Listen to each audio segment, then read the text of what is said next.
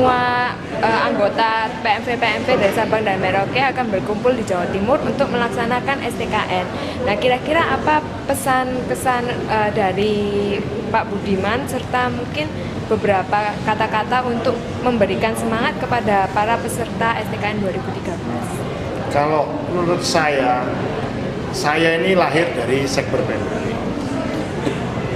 Kalau Anda juga pengen merasakan di dalam hidup Anda yang masih muda sekarang ini, rasanya bagaimana energi ketika semua teman-teman dari seluruh Indonesia berkumpul, hadirlah ke STKN.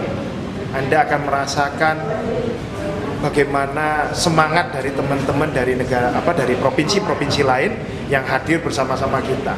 Dan jangan salah, banyak peserta-peserta STKN yang sebelum-sebelum ini kemudian bertemu kembali dan mereka aktif kembali di wihara-wihara di mana mereka ada yang dari Medan, ketemu lagi di Jakarta, dari Padang, dari Makassar, semua bertemu kumpul lagi kembali di Jakarta misalnya, atau di Bandung atau di Jogja, mereka bersama lagi. Karena apa? Karena ada STKN, sudah kenal sebelumnya di STKN, menambah banyak teman, apalagi yang datang bisa lebih dari ratusan kan.